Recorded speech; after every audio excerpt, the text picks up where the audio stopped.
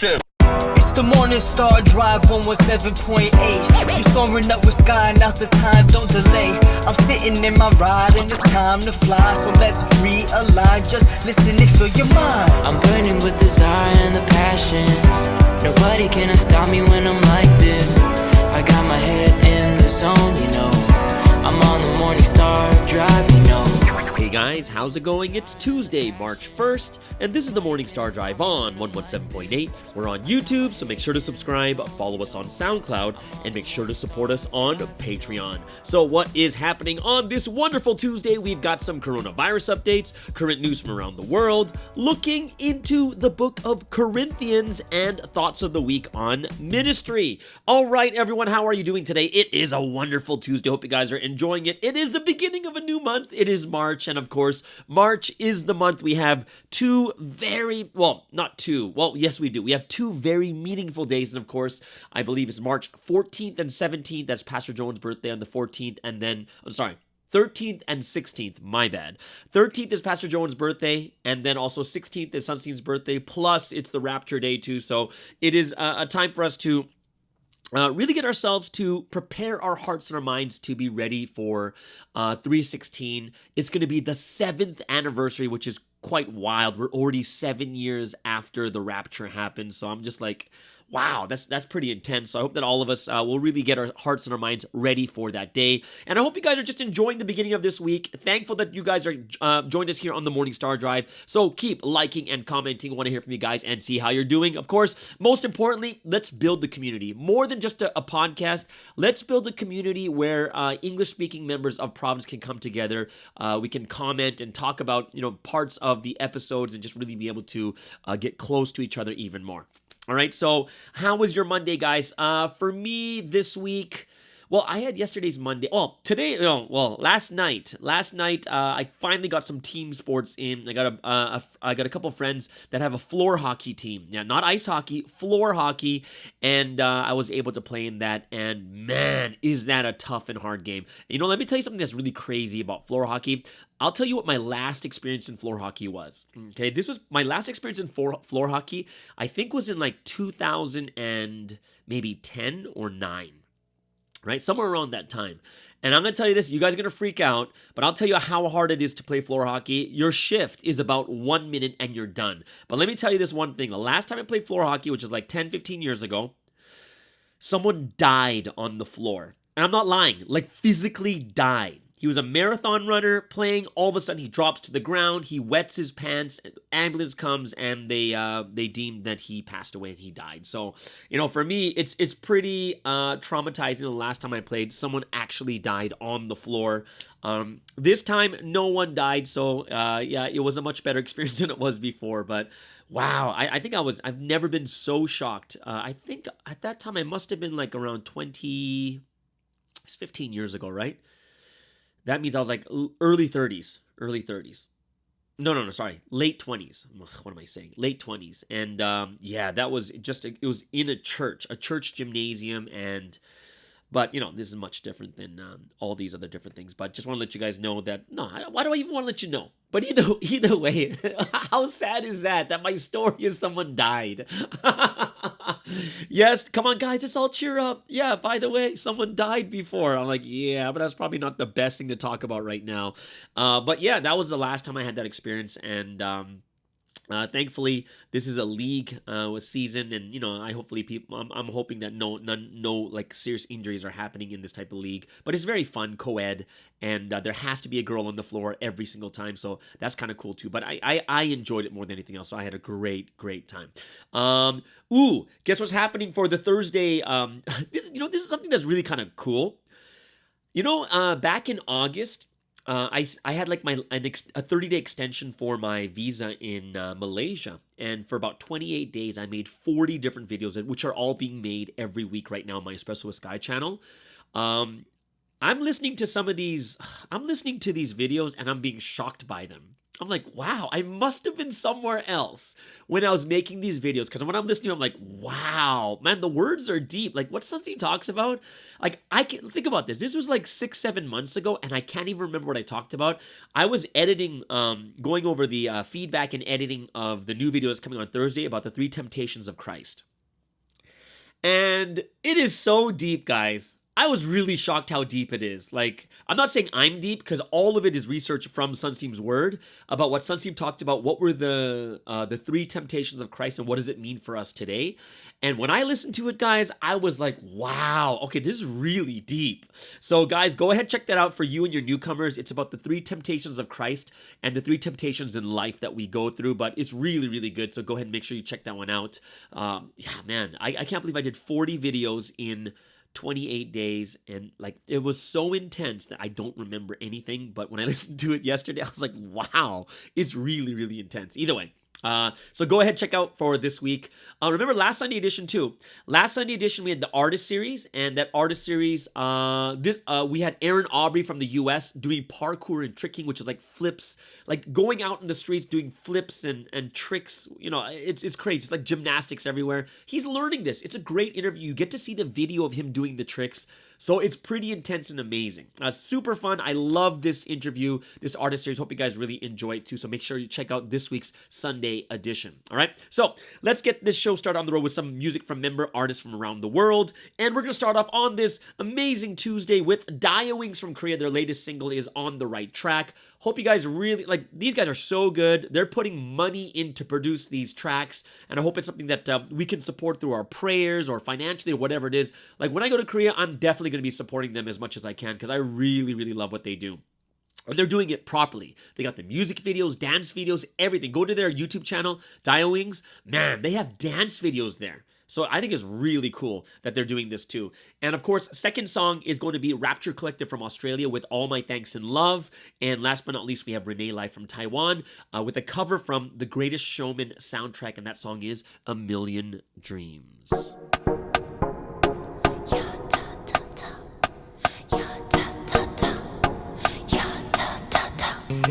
나를 위하다면서 You're a liar. 무거운 내 중심에 돌을 던져 무너질만 하면 무너지겠지. Why should I explain? I don't care. I'm never gonna stop this track. 그래 뭘 걸음 싸워 자라나지 뭐 랩 멘트 잡아 할 일이 많아 I'm workaholic 어찌보다 오늘도 높은 곳에 오른속 붙이는 힘 어디서 왔나 내게 머물러줘 저기 저 하늘의 태양아 부디 꼭대기에 머물러 시간을 멈춰줘 내 가는 길 끝저물지 않도록 시간을 줘 Light me up Cause I'm on the right track. Yeah, I'm on the right track. That's right, track. Yeah, I'm on the right track. This track. 이런 내 맘을 뒤흔드는 끊임없는 아우성 내 안의 질서를 건드리는 rumor I'm a 빅고로 세상을 비출 거야 이 길에서 삐끗한 순간 놓칠 거야 미련 때문에 뒤돌아볼 때 그냥 그대로 굳어버릴 거야 나를 비추는 이 빛을 따라 I'm on the right track. 좀 더 clean하게 좀 더 bling-bling하게 trim this track 더 높이 가르쳐 나 대해와 밤에 달도 날 지켜 담대히 나갈지어다 저기 저 하늘의 태양아 부디 꼭대기에 머물러 시간을 멈춰줘 내 가는 길 끝저물지 않도록 시간을 줘 Light me up I'm on the right track. Yeah, I'm on the right track That's track Yeah, I'm on the right track This track Let your bright light shine on me 내 가는 길 끝 저물지 않게 Let your bright light shine on me Please save me and light me up Yeah, I'm on the right track. Let your bright light shine on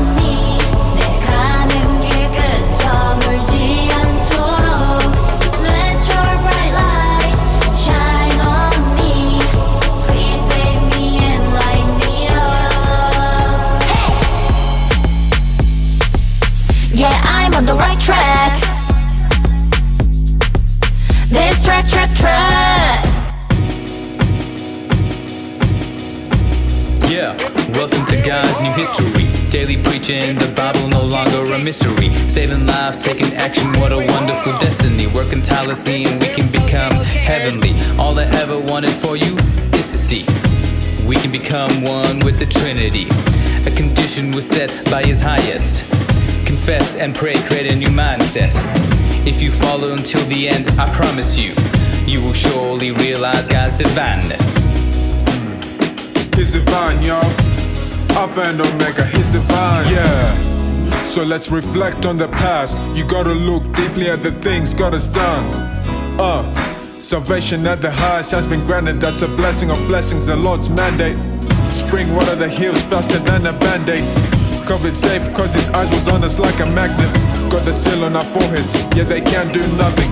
The devil and his gang have been disbanded. So I raise my praise to you. So I lift my hands up high. Even in my weakness, even in my struggles, I'll always give my thanks and love. All my thanks and love. Got so many bars that I never lose signal. Keeping it lit like a candlelight vigil. Lamp to my feet and a lighter to my palm. God's word is my perspective, the righteous collective. Filtering pollution, being mentally selective. Guarding the heart, it's a protective. Do it in a new way, in spirit of physicality. Do it in a new way, take it higher, raise a level. Giving God glory, God's love is the story. So rich in His love, feeling like a rich miser. Love is exploding like a geyser. Love so contagious, spread across the world like Pfizer. Antidote of a nation. Reflect on the past. You gotta look deeply at the things God has done.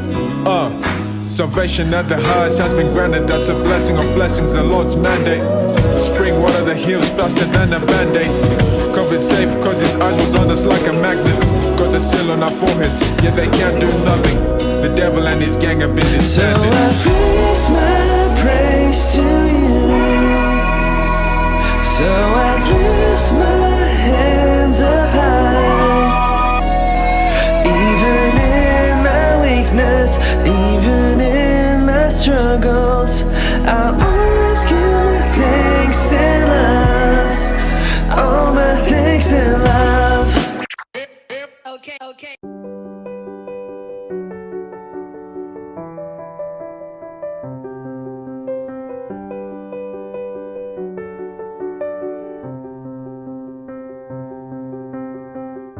I close my eyes and I can see a world is waiting up for me that I call my own. Through the dark, through the door, through where no one's been before, but it feels like home. They can say it all sounds crazy. They can say I've lost my mind. I don't care, so call me crazy. We can live in the world that we design. 'Cause every night I lie in bed, the brightest colors fill my head. A million dreams are keeping me awake. I think of what the world could be, a vision of the one I see. A million dreams is all it's gonna take. Oh, a million dreams for the world we're gonna make.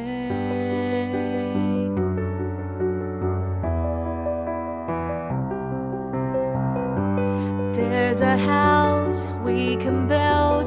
Every room inside is filled with things from far away. The special things I compile, each one there to make you smile on a rainy day. They can say it all sounds crazy. They can say we've lost our minds. I don't care if they call us crazy. Run away to the world that we design. 'Cause every night I lie in bed, the brightest colors fill my head. A million dreams are keeping me awake. I think of what the world could be, a vision of the one I see. A million dreams is all it's gonna take. Oh, a million dreams for the world we're gonna make. However big, however small, let me be part of it all. Share your dreams with me. You may be right, you may be wrong, but say that you'll bring me along to the world you will see, to the world I close my eyes to see, I close my eyes to see. 'Cause every night I lie in bed, the brightest colors fill my head. A million dreams are keeping me awake. I think of what the world could be, a vision of the one I see. A million dreams is all it's gonna take. A million dreams for the world we're gonna make.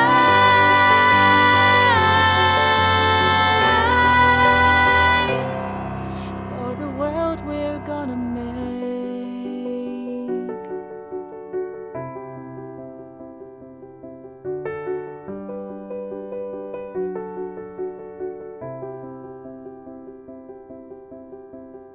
And that was Renee Lai from Taiwan with A Million Dreams from the Greatest Showman soundtrack. Before that was Rapture Collective from Australia with All My Thanks and Love. And guys, tomorrow I'm going to play a brand new song.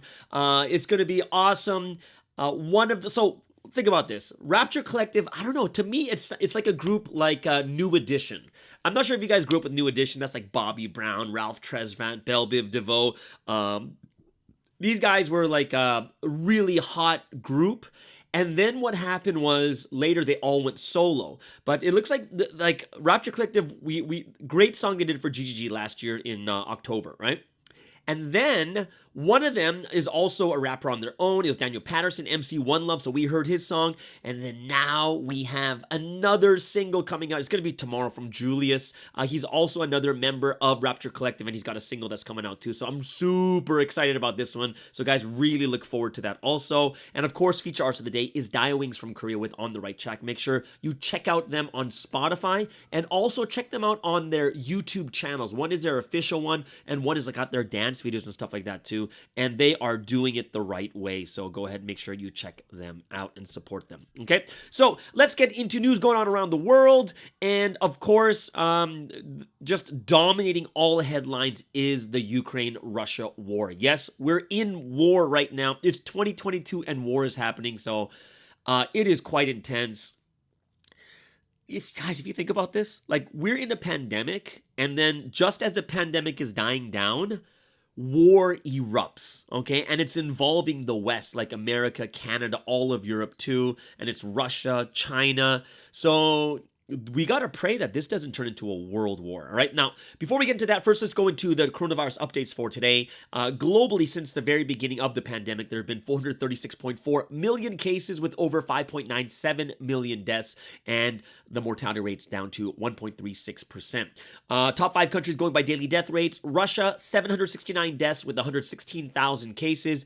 Mexico, guys, from 2 to 5, it's like countries that you never expect to be there. So Mexico's second with 331 deaths and 13,000 cases. Japan's in third with 259 deaths and 71,000 cases. Iran is in fourth with 241 deaths and 9,500 cases. And then Indonesia in fifth with 229 deaths and 34,000 cases, which means here in North America, like that's crazy, right? Like number 1, we're like, oh, that's normal. But 2 to 5 is really, really uncommon. Right? Japan jumps in there, Iran is in there, and Indonesia jumps in there again. Over here in North America, U.S. is like barely top 10. There are 189 deaths and 7,600 cases. Mexico's number 2 right now. And Canada with 15 deaths and 3,000 cases. So it's pretty interesting how the numbers are constantly changing all the time. So let's move on to the war of Ukraine-Russia. Okay, so let's track Russia's invasion for day 5. Okay, so air raid sirens sounded throughout the night in major cities across Ukraine as the Russian invasion enters its 5th day. The Russians launched their attack on Thursday from 3 main directions: north, south, and east.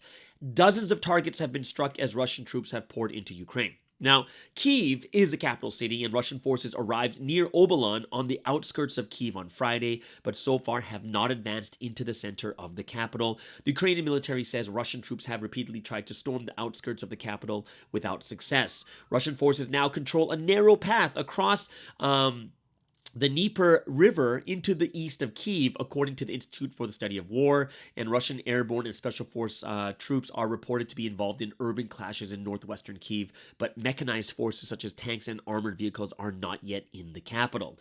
On Sunday, there were reports of clashes with so-called saboteur groups on the city streets, and an oil depot was hit at Vasilkiv, south of the city. A residential block in the suburb of Bucha was hit by shelling, and there was heavy fighting in nearby Irpin. There have also been fierce fighting at Hostomel airport to the west of Kyiv, and Russian troops are surrounding Ukraine, and Russia is now in full control of significant parts of Ukraine's territory. After Ukraine's air defenses and other military infrastructure came under attack on Thursday, columns of tanks moved into position backed up by artillery and air power. Troops have spread across parts of the north, east, and south, with missile strikes and artillery clearing the way for advancing Russian forces. Some analysts say overall progress by Russian troops has been slower than expected, but after the apparent pause in major operations over the weekend, the Russians could resume the offensive using greater air power and artillery support. Now, from the north, what is happening? From the north, Russian troops crossed the border into Ukraine at the three-way junction between Ukraine, Russia, and Belarus, and that's in a place called Senkivka. In recent weeks, huge deployment of Russian troops gathered close to Novi Yurkovichy and Trobortno, including the entire 41st Army, according to the U.S.-based Center for Naval Analysis. The British Ministry of Defense says the bulk of Russia's ground forces remain more than 30 kilometers from Kyiv, their advance slowed by Ukrainian forces defending Hostomel airport. Now, armored columns, including tanks and multiple launch rocket systems, have moved towards Chernihiv, where they have faced strong Ukrainian opposition. The city faced heavy shelling from Russian troops overnight, but remains in Ukrainian hands. Now, a second, more rapid advance has come down the west side of the Dnieper River via Chernobyl, taking control of a large area to the north and west of Kyiv. Now, on Sunday morning, Russian forces they breached Kharkiv. There were reports of street fighting and explosions, and images emerged showing Ukrainian troops firing rocket-propelled grenades on street corners and Russian troops on foot moving behind armored vehicles. Later in the day, Ukrainian officials said the Russian attack had been repelled, and reports say shelling has continued around Donetsk, which has come under attack from troops crossing from Belgorod in western Russia. And there are thought to be about 15,000 Russian-backed separatists in Donetsk and Luhansk who may help a Russian advance, and Ukraine believes the figure is much higher.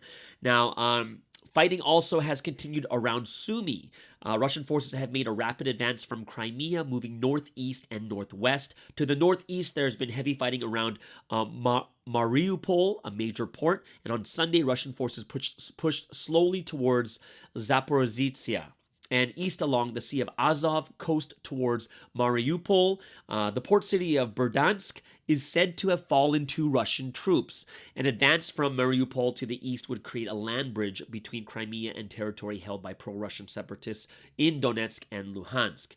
Now, the Russian Defense Ministry claims its troops entered Melitopol without resistance, although Western officials suggested it is still in Ukrainian hands. Ukrainian forces have held the city of Kherson after heavy fighting and say they have thwarted an attempted amphibious landing by Russian troops in Odessa. In the days leading up to the invasion, Russia positioned landing ships capable of deploying main battle tanks, armored vehicles, and personnel off the Ukrainian coast in a major buildup in the Black Sea and the Sea of Azov. So that's what it's been so far. Like this honestly feels like a video game, doesn't it? Like the way I'm talking, it really feels like a video game. And but this is real. This is actually happening, which is quite intense.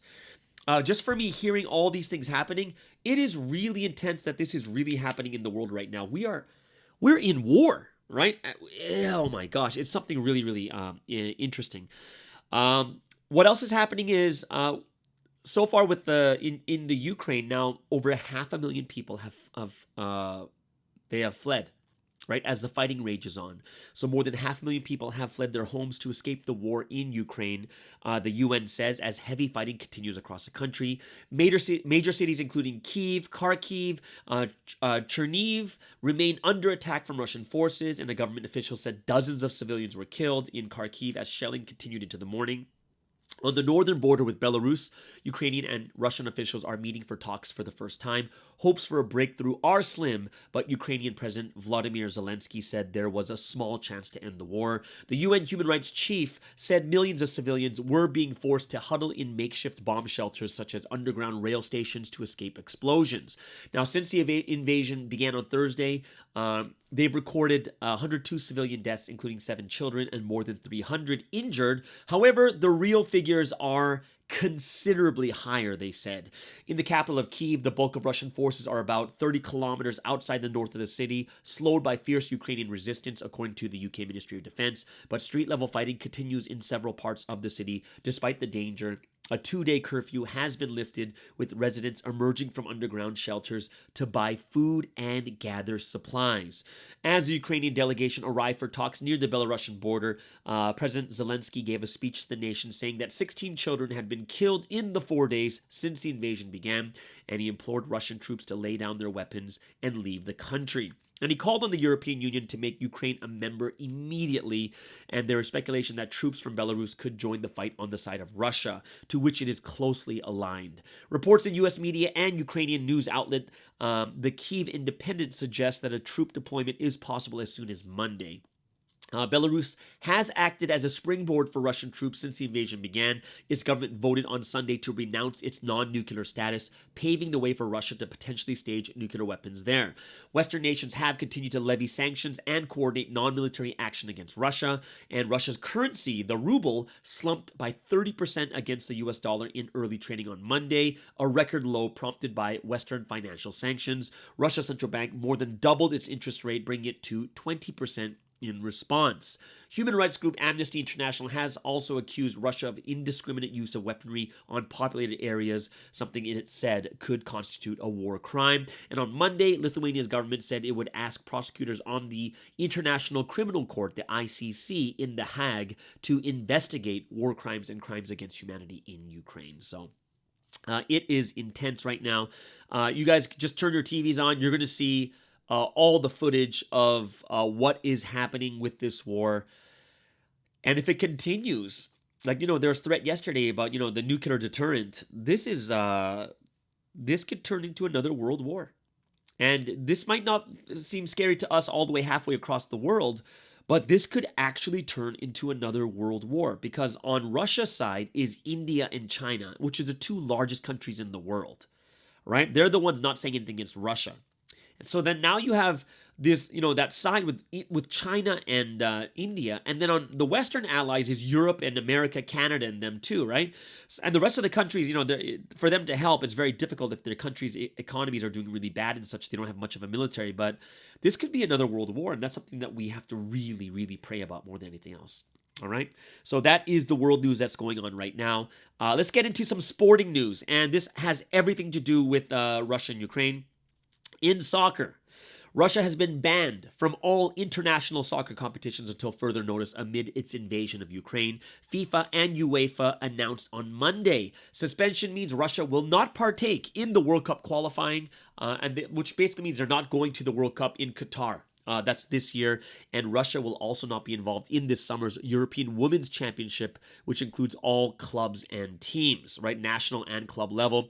And UEFA has also ended its long-standing partnership with Russian energy giant Gazprom, and that contract is 50 million euro per season, but they had to cut that off too. Of course, the International Olympic Committee too is also urging sports bodies to exclude Russian athletes and officials from international events and protect the integrity of global sports competitions and for safety for all participants, and also calling for athletes from Belarus to be banned too for allowing its territory to be used to station troops for Russia. So this is some pretty big news too. So probably a lot of international players will be leaving Russia and Belarus and Ukraine too to get out of there, to get into safety too. In other news, in NHL action, the only thing I'm going to report is the Vancouver Canucks, because they are my home team. They defeated the New York Rangers 5-2, great game. And all the other teams that are ahead of them, like Edmonton, Dallas, and Anaheim, played also yesterday. Dallas wins their game against Buffalo 4-2, but thank God Edmonton loses 2-1, and the Anaheim Mighty Ducks also lose 4-0 to the New York Islanders. So that means that we moved up 3 points on 2 teams. Right, we're 5th, which means we're 2 spots out of a playoff spot. So that's pretty exciting. So let's see what happens here. In NBA news, Philadelphia 76ers, James Harden in his second game there, they are crushing it with James Harden and Joel Embiid. Philadelphia destroys the New York Knicks 125-109. Did I say New York Knicks before? It was the New York Rangers, right? For hockey. But in basketball, the Philadelphia 76ers destroy the New York Knicks 125-109. James Harden in his second game with a triple-double, 29 points, 10 rebounds, 16 assists, and Embiid had like 37 points. So they are crazy duo, right? Utah defeats Phoenix 118-114. Dallas surprisingly beats the Golden State Warriors 107-101. Luka Doncic with 34 points, 11 rebounds, and 2 steals, and Steph Curry 27 points and 10 assists in the losing effort. And of course, LA Lakers, they lose to the sad New Orleans Pelicans 123-95, which that's like a 28-point just romping. Of course, LeBron had a good game, but their team stinks. And CJ McCollum, new player that just traded to the New Orleans Pelicans, 22 points, 5 rebounds, and 8 assists. So that is your news, your top 3 news in sports with the updates on the Ukraine invasion and also the coronavirus updates for today. All right. So what does that mean, guys? Now that we have all this out of the way, all this terrible news about war and such, it's time to kind of relax and get our hearts into a more spiritual moment, a spiritual mood. And we're going to have a time of praise and worship right now. And this is the golden time. And during this time, we'll start off with Today As I Follow the Lord. And then we'll go into Masterpiece, and we'll break things down with Heard in God's Ears. So as one body of the Morning Star Drive, let's spend this time giving praise, honor, and glory to the Holy Trinity.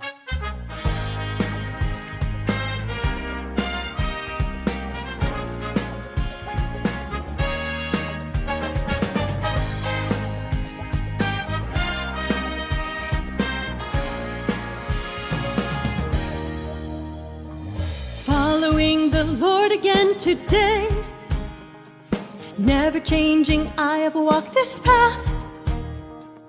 I don't look back on the times of old, I don't look back. No, I will not ever look back. Singing the songs of this new history as we serve the Lord we love. There's no regret as we follow this road of providence.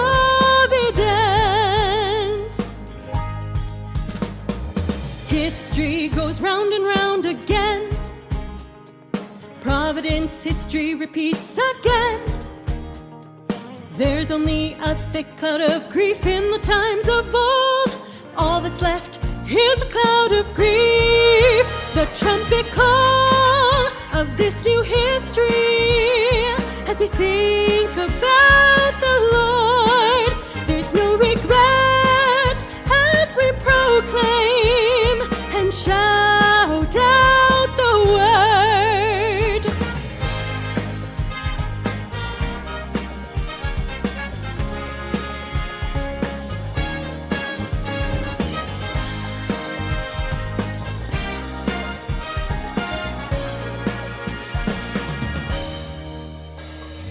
I've been fond of Providence Hill. Just like heaven, I long for it so. The sun shines brightly on the road that I must take. shining on this road to heaven above. The word of truth, the word of true love seeps deep into my soul. There's no regret walking this road now and evermore. The word of truth, the word of true love seeps deep into my soul. There's no regret walking this road now and evermore. The word of truth, the word of true love seeps deep into my soul. There's no regret walking this road now and evermore. There's no regret walking this road now and evermore.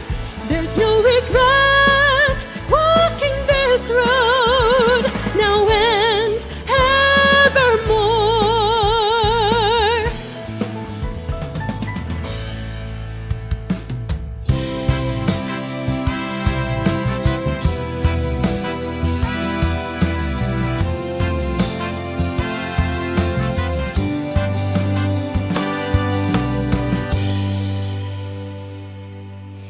You are like a tree, uniquely made with rare qualities.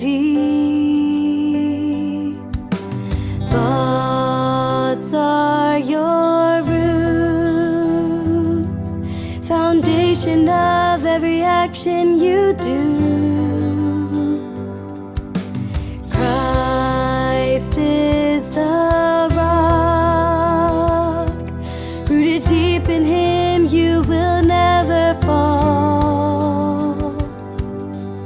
You'll reap as much as you sow, you'll bear fruit only if you make yourself great, make yourself grand, put in the effort, produce and enhance. Make yourself pure, make yourself clean, always repent like you're pruning dead leaves. Make yourself known, make yourself seen. They'll call you beautiful, valuable, a masterpiece. Uproot the weeds, your gates of love will guard you from thieves. Like a pine tree, don't ever change, remain evergreen. You'll reap as much as you sow, you'll bear fruit only if you make yourself great, make yourself grand, put in the effort, produce and enhance. Make yourself pure, make yourself clean, always repent like you're pruning dead leaves. Make yourself known, make yourself seen. They'll call you beautiful, valuable, a masterpiece.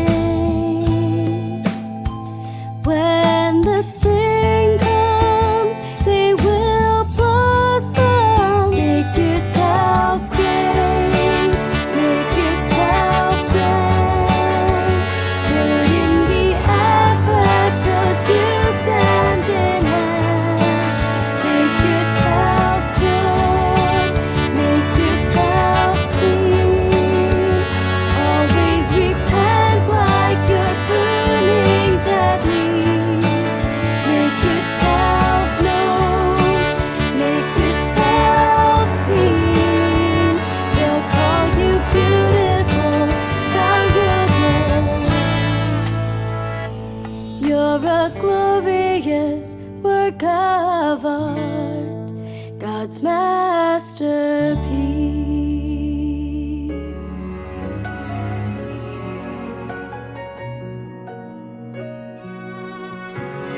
When we hear the word of God, when we realize and take action, all our deeds become words heard in God's ears. He receives our actions, all the things we've done, all the words the Savior speaks, they are secrets from above. I will value every word and act to make them mine. My God, I know the value with every action I take. I'll proclaim the words I love you to the Trinity. Hear the confession of my deeds. I will act upon your word. Please receive my earnest heart, O Trinity. Through the world God created, through the things we go through in our lives, we receive inspiration from heaven. God sends us the Spirit and strength so we can run. All the words the Savior speaks, they are secrets from above. I will value every word and act to make them mine. My God, I know the value with every action I take. I'll proclaim the words I love you to the Trinity. Hear the confession of my deeds. I will act upon your word. Please receive my earnest heart, O Trinity. My God, I know the value with every action I take. I'll proclaim the words I love you to the Trinity. Hear the confession of my deeds. I will act upon your word. Please receive my earnest heart, O Trinity.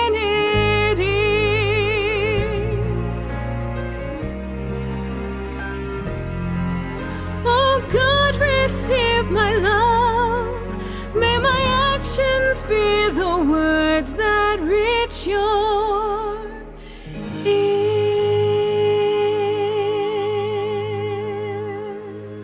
And that is Heard in God's Ears. What a great song. I think it's really, what do you call it? It's a song that is timeless and I think could be sang at any time and it'll still be inspiring and moving, right? Before that was Masterpiece, great song. I really, really like this song too. And before that was Today as I Follow the Lord. All right. So let's get into today's word study for today. And of course, the word study, as we do on every single Tuesday, we're going to go into the historical background or going deeper into the scriptures themselves. This week's message, you may not have heard it during the Sunday message because it was only a reference scripture and we only heard the complete Testament scriptures. But we're going to go into the book of Corinthians, okay? And Corinthians is the reference scripture talking about the 9 gifts of the Holy Spirit, right? So we're going to go into the historical background of it. So I hope that everyone can enjoy this so that they can read the books a lot. You can read the books with a lot more context, right? Understanding where this book is coming from, okay? So all of us, we need to understand is understanding the historical background is essential in our interpretation or understanding of any like Bible book. right? Or what's it talking about? So the degree of significance is determined by the extent to which the document deals with the specific problems that they're dealing with at that situation, right? So there are a lot of things that we may not understand, but when you understand the historical context, you're like, oh, that's why it was like that. Okay, so let's get into the historical context or the historical background of the two epistles of Corinthians. Okay. So the first thing we want to know is about the city of Corinth, okay? Now, ancient Corinth, way back then, had headed the Achaean League during the Hellenistic period. Hellenistic is during the time when the Greek culture was taking over everything, right? And this city was completely destroyed by the Romans, okay? And a century passed before it was finally rebuilt, probably under the direction of like Julius Caesar, and the city lay on a narrow strip of land between the Corinthian Gulf and the Saronic Gulf. And this strategic location ensured the commercial prosperity of the city. So merchant seamen preferred to send their cargoes across this isthmus to making the long and perilous journey around the tip of Greece, right? So that makes sense, right? So it's that small strip, you can go through there and have a safer trip than going all the way around the entire island, okay? So smaller ships were taken across the isthmus by means of a ship tramway with wooden rails, and the larger vessels, which could, you can't really do the same thing as these smaller boats. They were basically unloaded and the merchandise was transferred to another ship across that small land bridge, right? So the new city was a Roman colony and its inhabitants were Romans, both veterans and freedmen. And Greeks had been slow to return, but by the time of Paul's contact with the city, they were present in large numbers. Okay, commercial prosperity attracted Orientals in considerable numbers, or Asians, you want to call it, and the city was truly cosmopolitan. Now, enough Jews were present to justify a synagogue, and they described the city as a compound of like a Newmarket, Chicago, Paris type style port. Okay, and the exact population of Corinth, we're not really sure about it, but the estimates are anywhere from 100 to 600,000. So that's a huge estimate there. And it's basically a teeming city, permanent residents, many nationalities, always large numbers of sailors and merchants from all over the Roman Empire were there. Okay, and Corinth never became the intellectual center that Athens was, but it had distinguishing characteristics of its own. And just outside the city, they had like the Isthmian Games, right? Every 2 years were conducted there. Athletes from distant parts were attracted to these games, which were conducted even during the century that the city lay in ruins, right? So Corinth was strategically located, and it was a hub whose like spokes radiated in every single direction, and any movement which gained a footing here could be assured of a hearing in surrounding districts, right? So that's a very, very important port city. Okay. Now, what was the atmosphere in which this Church of Corinth existed? Okay. So the church always, inevitably reflects to some extent the society in which it exists, right? So if you're in America, your church is going to reflect some of, the extent of the society of America inside the church. It's just going to be normal, right? So this reflection need not necessarily be in direct proportion, right? But, the redemptive fellowship known as like a New Testament church possesses like a dimension unknown to the world, right? So it's it's another world when you go into a church, right? So the church must not be conformed to its environment, but a church should be its own thing, right? But the people inside the church, the people who comprise the church, are taken from the world who influence, right? The influence from the world is more evil than the church itself. So the influence continues to be felt even after you're converted into a Christian. So the church in Corinth existed in a grossly sinful atmosphere, which continued to make its mark on the church. So many of the problems of the church found their basis in the life of the city. Okay, does that make sense to you guys? That's why the church was going through a lot of problems, because the city itself was really wicked, and these people from that wicked world are coming into the church and coming from there, right? So the most significant of the factors which comprised the atmosphere of Corinth was gross, unashamed immorality. Right? So both the old city and the Roman colony were known far and wide for their sexual looseness, right? The most prominent site was the Acrocorinth. It's a sharp projection which rose to a height of about 1,800 feet, and on the summit of the steep mountain stood the temple of Aphrodite, a symbol of the lust which pervaded the mind of the city. The worship of this goddess was not Greek in origin, but Oriental. It had been imported from the Phoenician cult of Astarte. And in Old Corinth, the temple maintained 1,000 priestesses who amounted to no more than common prostitutes.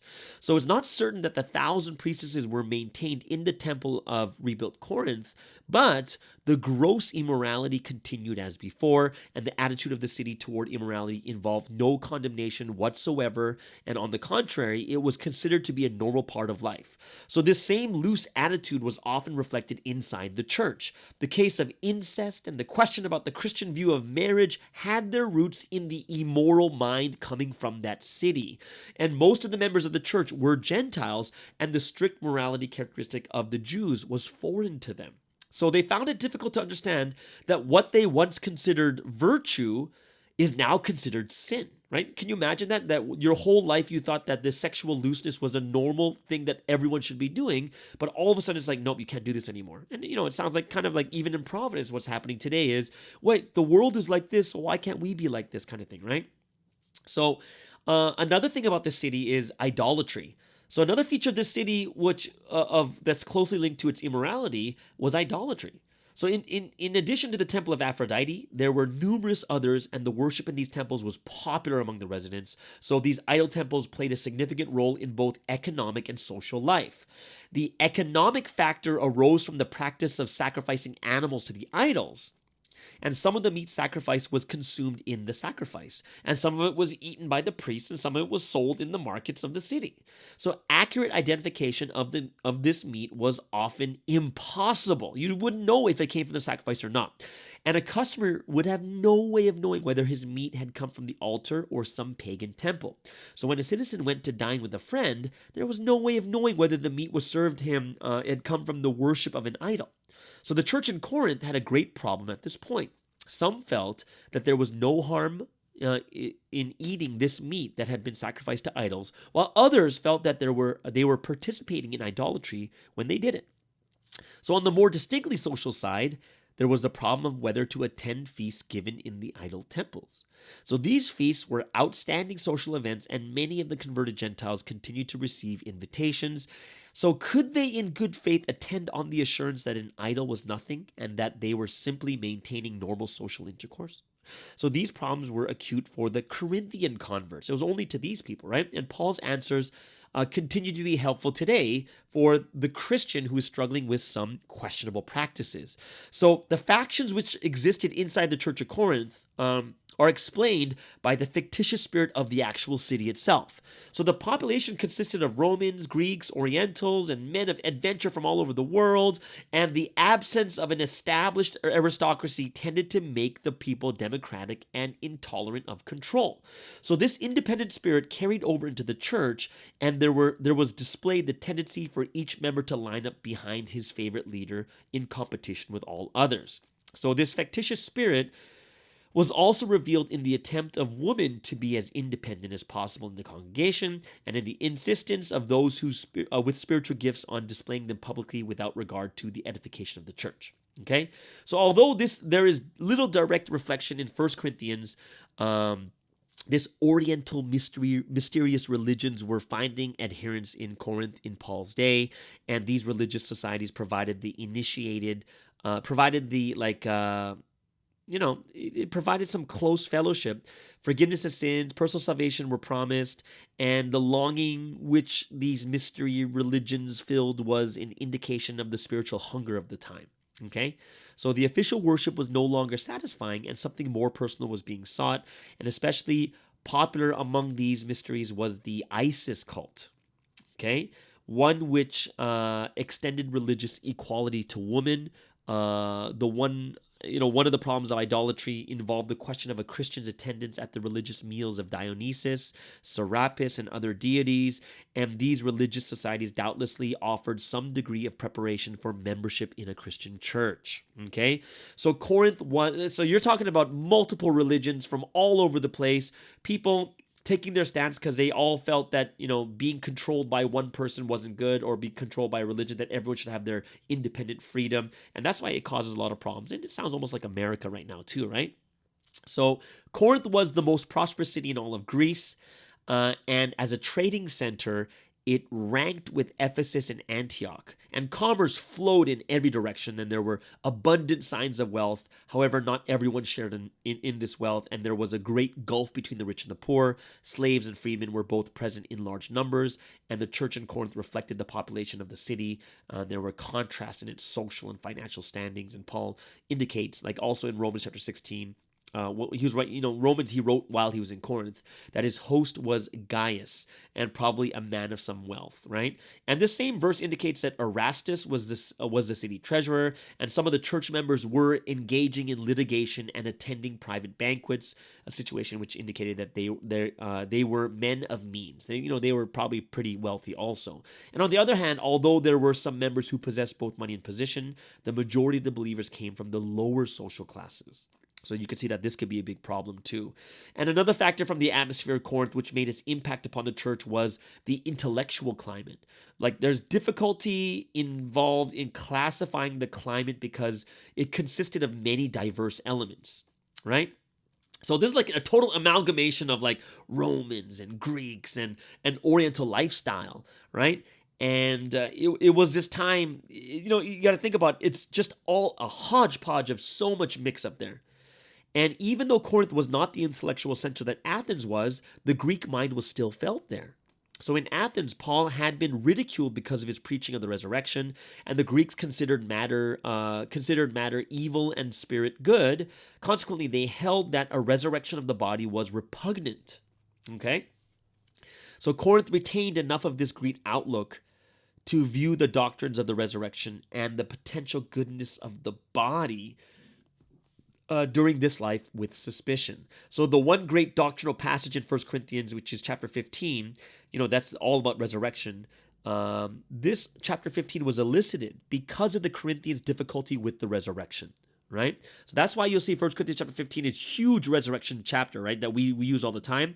It's because Corinthians had a very hard time understanding about the resurrection, right? And another expression of the Greek mind is reflected in 1 Corinthians chapter 6, where some were contending that the body was innately evil and that the sins of the flesh could neither be avoided nor condemned.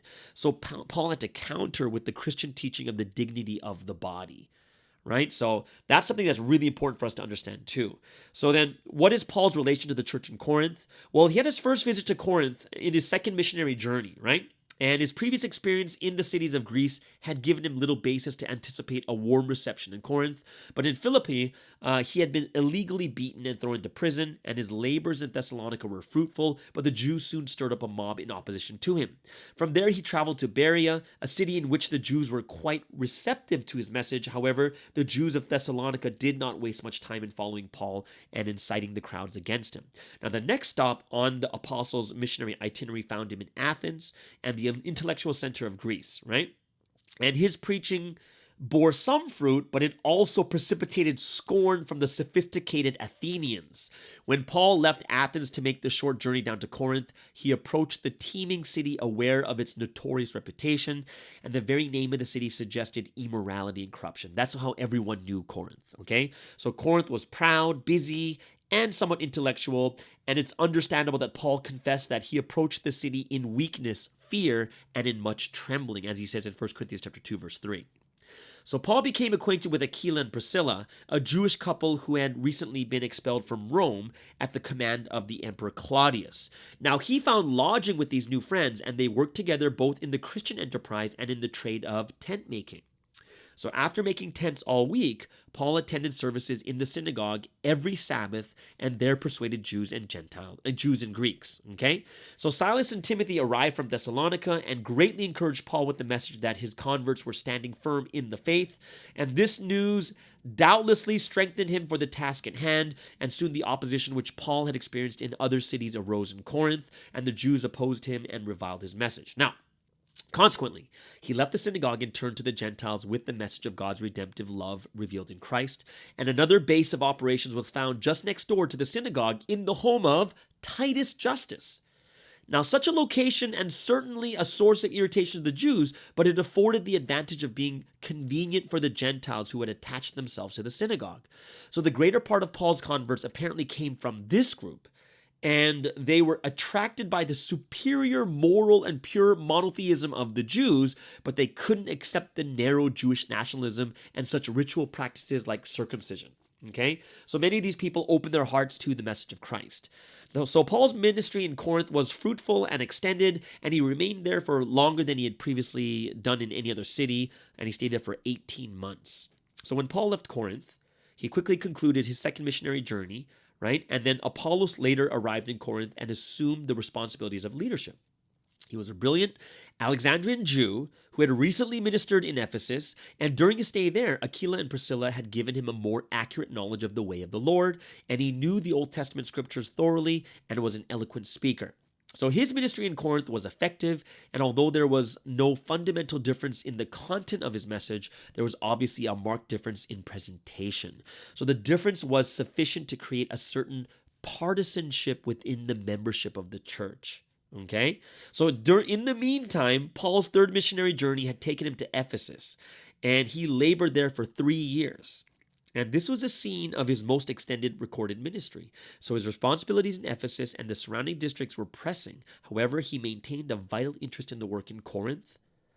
And Ephesus and Corinth were both great trading centers, and ships constantly made their journey between them, so communication and travel there was easy. The trip could be made in less than a week when conditions were favorable. So Paul's subsequent relations with the church in Corinth involved several visits and a number of letters. An enormous amount of conjecture has been expended in the effort to reconstruct this relationship chronologically, and there's not enough evidence in hand to arrange these events in order. Right, but they said there's most likely about 4 letters that were given, and we've only got 2 of them. 1 Corinthians, 2 Corinthians. There was a letter before 1 Corinthians, and there's a letter before 2 Corinthians too, but we're not sure exactly where they are. Okay, so what happened was Paul indicates in his letters that the Corinthians had misunderstood his admonition to have no association with immoral men, because there's this problem with the city of Corinth having all of these very immoral and sexual, and they had all these idolatry and stuff like that too, right? So 2 letters had been gone, and there's a lot of misunderstandings that happened too, right? So Paul's teaching in 1 Corinthians superseded it, right? And the preservation of the first letter that went missing was no longer essential because this first letter of 1 Corinthians kind of superseded it, okay? And then he received news from Corinth by Chloe, and several factions had appeared in the fellowship of the church, and they were menacing. They were kind of causing a lot of misery and partisanship in the church. So the Corinthians themselves wrote Paul a letter and requested his advice on a number of problems. And you'll see this in 1 Corinthians chapter 7. And Paul responded to the news brought by the household of Chloe and to the questions sent by the church with the letter we know as 1 Corinthians. So the situation in Corinth didn't clear up after the writing of 1 Corinthians. Rather, it continued to deteriorate instead. So that's kind of sad, right? So the exact nature of the continuing difficulty, we're not really sure. Right? But at least it involved a denial of Paul's authority and possibly some of the problems dealt with in 1 Corinthians. So Paul felt it was necessary for him to interrupt his ministry in Ephesus and to go to Corinth and visit. So some scholars have placed this visit before 1 Corinthians, right? But such a chronology, we're not really sure of how this actually happened, right? So it's more likely the visit was made after the writing of 1 Corinthians, and you'll see in 1 Corinthians chapter 2, verse 1, Paul implies that he had made only one previous visit to Corinth, right? So we're not sure exactly when that is. So Paul's second visit to Corinth was brief, painful, and apparently ineffective.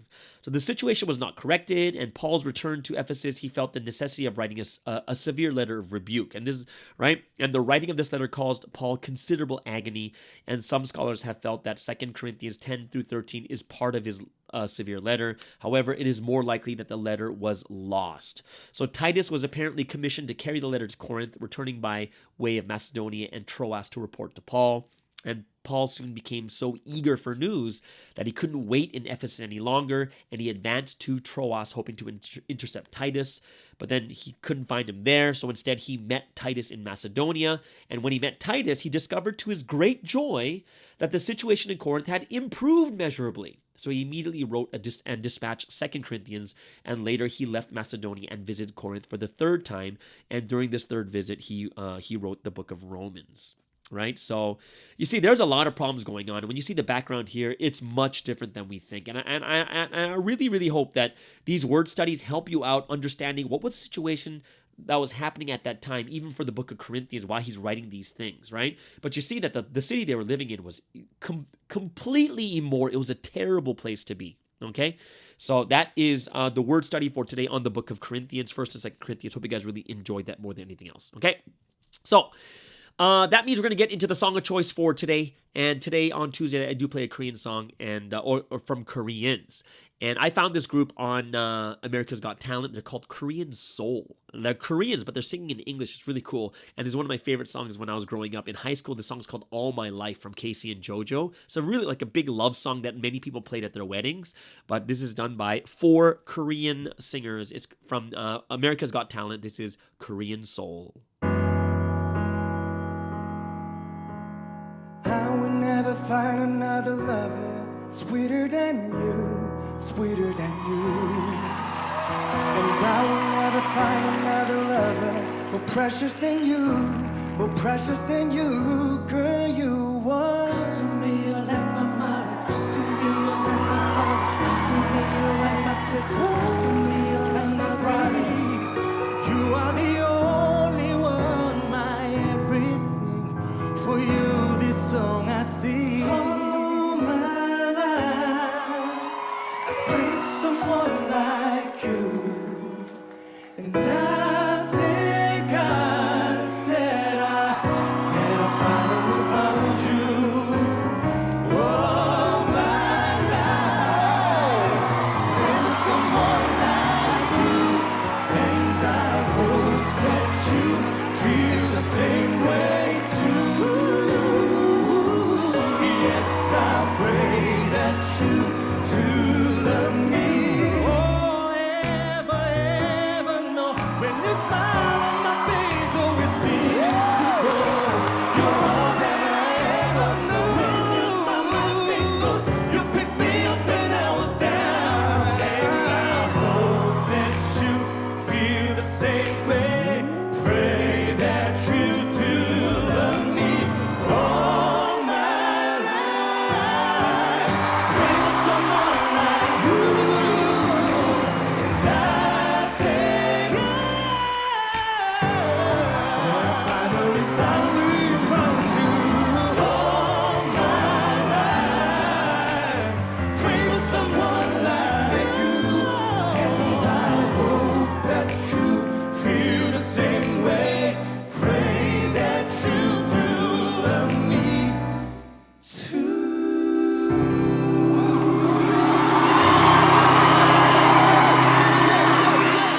And that was Korean Soul from America's Got Talent. Obviously, you can hear that was the live version of that song. So they did a really, really good job. I think they made it to the semifinals or something like that. I'm not sure if they won or not, though. But that is Korean Soul. All right, that leads us into the last section for today. And today's last segment is Thoughts of the Week on Ministry.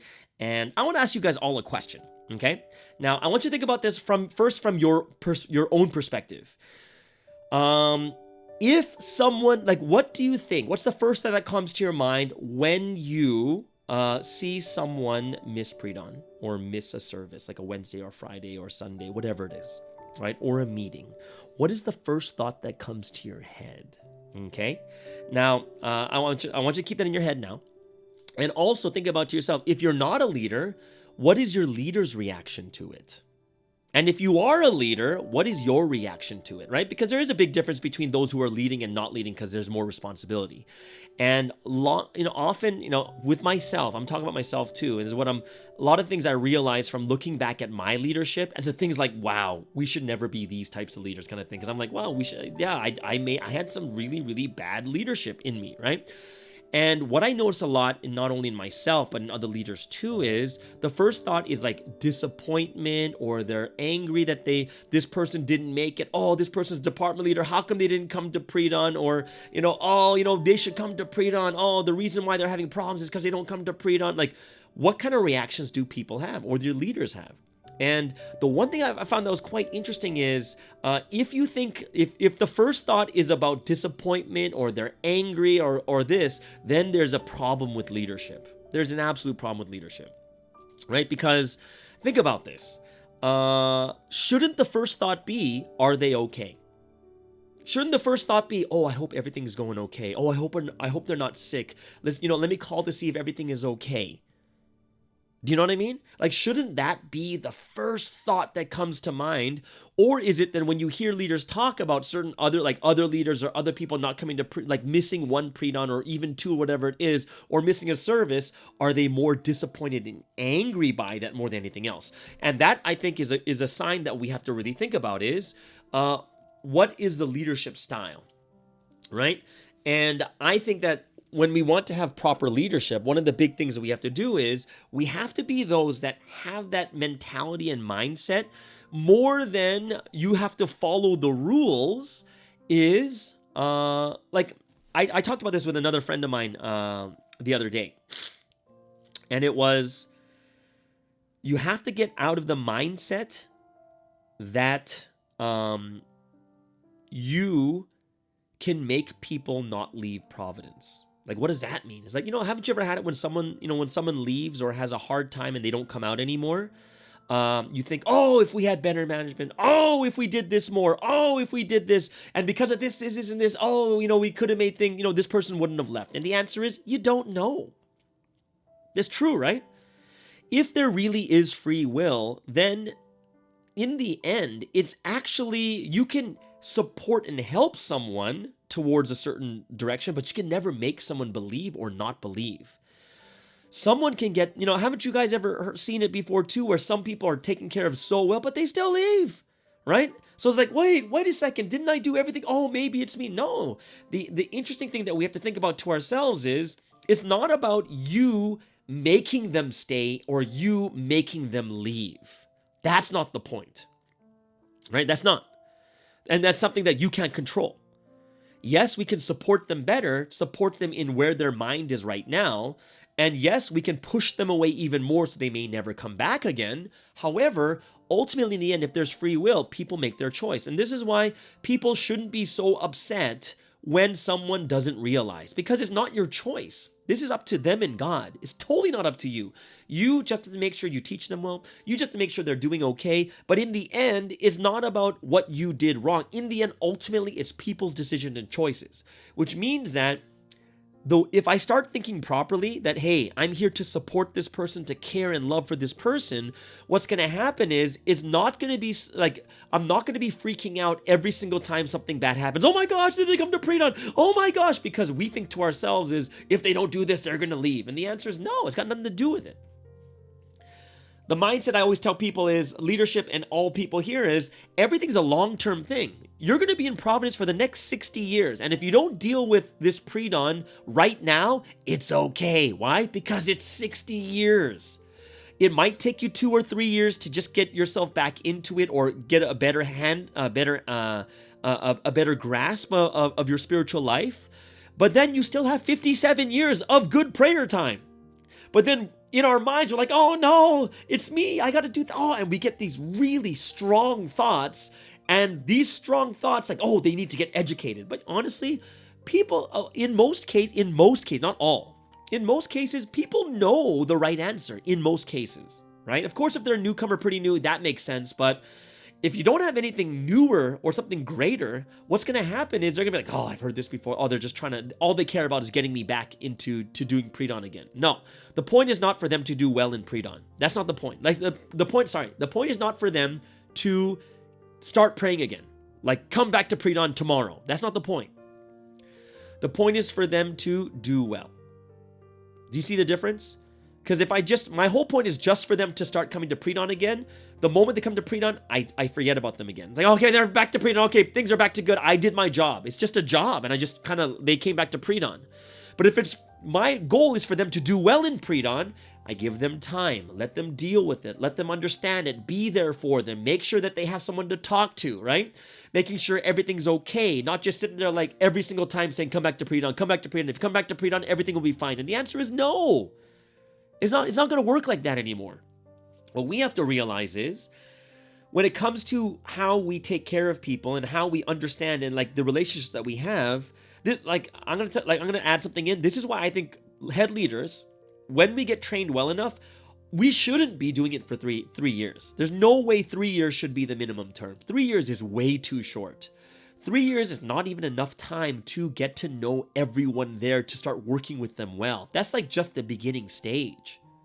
Even when I looked at myself, having only 3 years, you know what that meant to me? That means, oh my gosh, I gotta hit my goals. Gotta make sure that evangelism up. This is, which means that 3 years is so short that my care is not so much for the relationship, it's more for me hitting my targets. It's too short, right?